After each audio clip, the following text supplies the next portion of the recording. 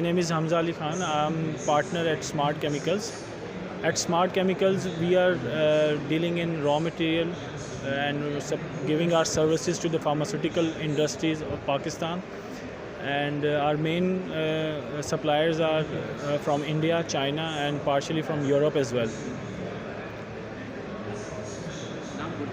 Hamza. हम sir अच्छा थोड़ा सा अगर अपनी कंपनी की स्पेसिफिकेशन के हवाले से बताइए कि आपकी कंपनी किस चीज़ में डील कर रही है और कौन कौन से सेक्टर में आप डील कर रहे हैं। Mainly we are dealing in active pharmaceutical ingredients, and we have several exclusivities from different countries, especially from China, from India. And now, by the grace of God, even in Pakistan, manufacturing has been started, and we are representing Unichem Pharmaceuticals Islamabad. They are also doing APIs domestically.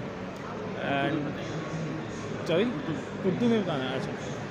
और इसके अलावा जो पाकिस्तान में जो ख़ाम माल तैयार हो रहा है अद्वियात के लिए, तो हम उनकी जो है सप्लाईज़ से ज़्यादातर हम जुड़े हुए हैं। और पाकिस्तान की जो बड़े नाम हैं जैसे नबी कासिम इंडस्ट्रीज़ है, विजन फार्मास्यूटिकल, ग्लोबल फार्मास्यूटिकल्स और प्लाटिनम, ये सब हमारे क्लाइंट्स, और हम इनको क्वालिटी API सप्लाई कर रहे हैं from around the world.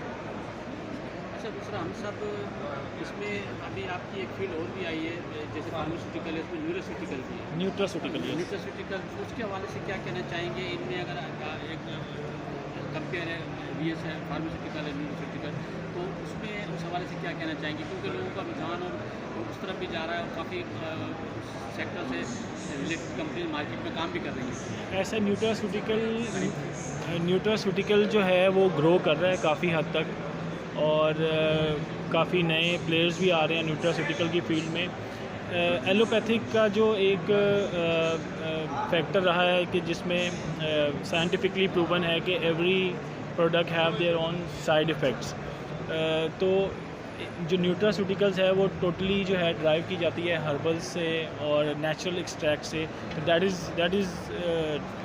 That is why now people are switching and the industry is switching to nutraceutical as well, जो कि एक अच्छा स्टेप भी है और वो इंसानी सेहत और उसके लिए एक पॉजिटिव चीज़ भी है, क्योंकि उसके side effects compare to allopathic जो है वो बहुत कम है जी। अच्छा, इसमें जो वो न्यूट्रास्यूटिकल है आप लोग उसमें डील नहीं करते हैं? नो, राइट नाउ हमारी जो ज़्यादा एक्सपर्टीज़ हैं वो एक्टिव फार्मास्यूटिकल में ही हैं, एलोपैथिक में। बट न्यूट्रा हम पार्शली कर रहे हैं, बट इतना ज़्यादा अभी हम अच्छा, वो FDA से और टेप वगैरह से अप्रूव्ड है न्यूट्रास्यूटिकल? जी बिल्कुल, उसके अप्रूव तो डेफिनेटली है, लाइसेंस वगैरह भी एक्वायर करना पड़ता है, बट कंपेयर टू जो दूसरी है न्यूट्रास्यूटिकल जो है उतनी रेगुलेटेड नहीं है। जैसे ड्रैप की तरफ से कोई भी जो अगर प्रोडक्ट है उसकी प्राइसिंग, क्वालिटी, उसके सब जो है वो काफ़ी हद तक इन्वॉल्वमेंट है ड्रैप की, जो कि न्यूट्रास्यूटिकल में अभी तक उस हिसाब से नहीं है, थोड़ा सा इरेगुलेटेड अभी चल रहा है मामला जी। अच्छा सर, दूसरा जो आपका जो रॉ मटेरियल है ये आप लोग चाइना और इंडिया से ज़्यादातर इंपोर्ट कर रहे होंगे जी, थोड़ा सस्ता भी होता है जी। तो लेकिन मल्टीनेशनल कंपनी जो है वो जो डेवलप कंट्रीज़ हैं उधर से इसको इंपोर्ट करती है, जैसे जर्मनी है, स्विट्ज़रलैंड है और दूसरी कंट्रीज़ है, तो इसमें प्राइस में भी फ़र्क आ जाता है, तो क्वालिटी में भी कोई फ़र्क होता है इसमें? बिल्कुल आपने सही कहा। जो मल्टी नेशनल्स हैं तो कुछ तो वो अपने पेरेंट कंपनी से ही जो है प्रोक्योर करते हैं। Definitely there is a difference in the prices.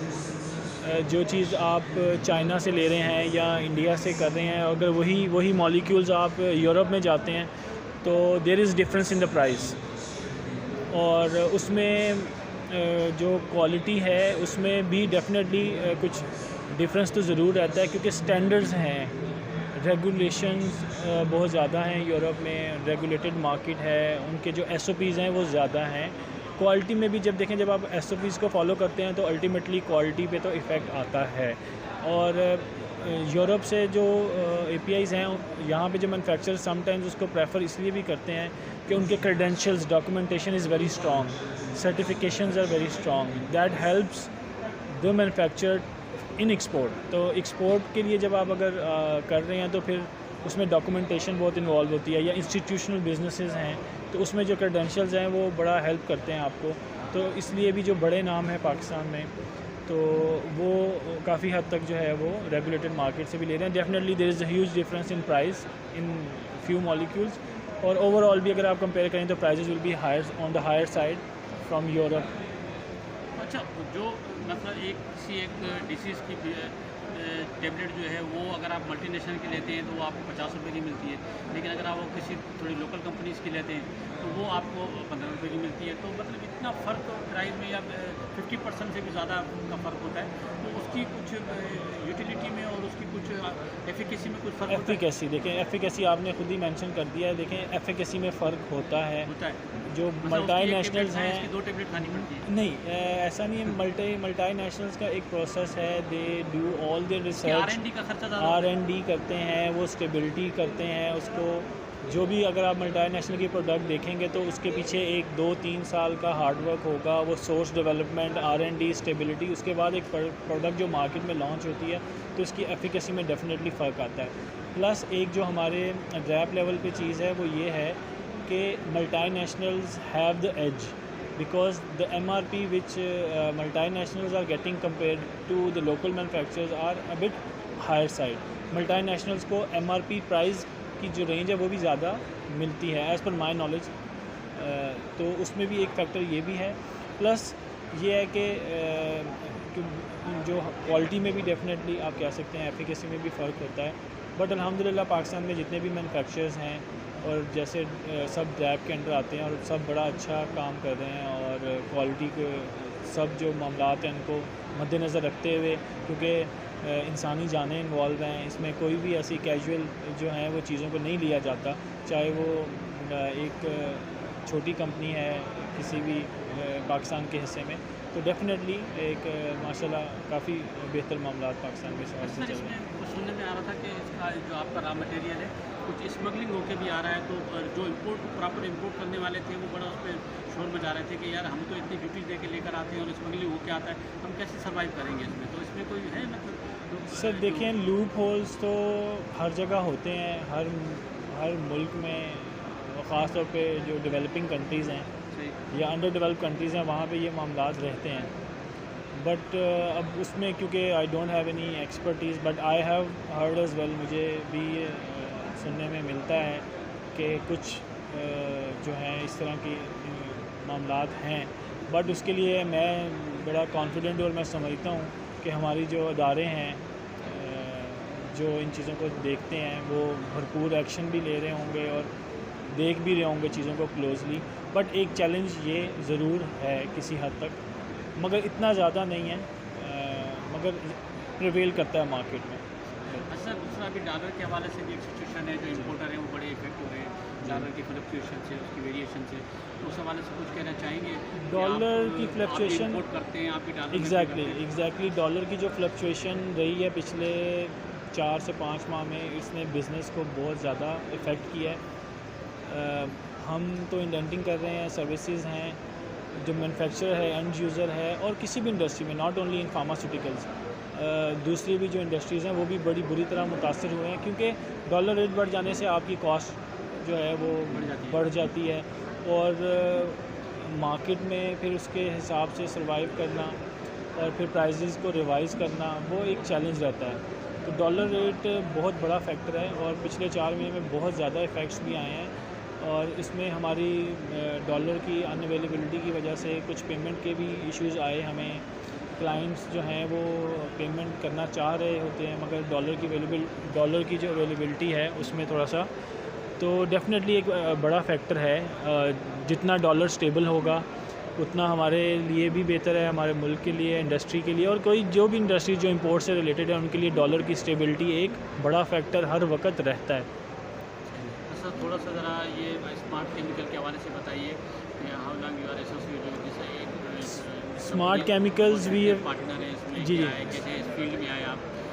Smart chemicals जो है वो हमने इस्टेब्लिश की थी बैक इन 2019, और now we are into the 4th year of our business, and in 4 सालों में अल्हम्दुलिल्लाह हमने तकरीबन 250 फैक्ट्रीज़ हैं, उनके साथ हमारे काम चल रहा है, डेवलप किया हमने। वो APIs के हवाले से भी है, और इसी हमारा हेड ऑफिस लाहौर में है, and we are having our branch offices in Islamabad and Karachi. We have a dedicated business development team जो कि आए दिन जो मार्केट की ज़रूरियात हैं उसके हिसाब से नए सप्लायर्स, नए वेंडर्स उनको सोर्सिंग करते हैं। इसी तरह हमारी मार्केटिंग टीम है इस्लामाबाद में, कराची में, लाहौर में, जो कि हर रोज़ इसी तगोदो में होते हैं कि हम ज़्यादा से ज़्यादा जो है क्लाइंट्स को अप्रोच करें और क्वालिटी सोर्सेज उनके लिए लेके आएँ आगे। पार्टनरशिप फर्म में आपने? जी, ये पार्टनरशिप फर्म है। इसमें सर हम 4 पार्टनर हैं, और हमारी 2 फर्म्स हैं, smart chemicals and global link chemicals. हमारी जी ग्लोबल लिंक केमिकल्स इस बार जी 4 पार्टनर जी। अच्छा सर, एग्जीबिशन के हवाले से कुछ कहना चाहेंगे, कोई मैसेज देना चाहेंगे? एग्जीबिशन जी, कोई आपको शिकायत हो, कोई गवर्नमेंट की तरफ से आपको कोई कंप्लेंट हो, कुछ कहना चाहें आप? एज़ ऑफ नाउ तो अच्छा चल रहा है। जैसे मैंने आपको बताया कि ये हमारी फ़र्स्ट पार्टिसिपेशन है as an exhibitor. Last time Covid की वजह से थोड़ा डिले हो गया था, पोस्टपोन हो गया था, तो things are going well for us, क्योंकि हर किसी का अपना एक्सपीरियंस है। हम अपने जो प्रॉस्पेक्ट क्लाइंट्स हैं, नए क्लाइंट्स से मिल रहे हैं, इंटरेक्शन हो रहा है, which is good. That is why we are all here. Facilities भी अच्छी हैं अल्हम्दुलिल्लाह अभी तक, तो we are very much satisfied and we are hopeful के फ्रूटफुल रिजल्ट्स निकलेंगे इंशाल्लाह। Thank you very much.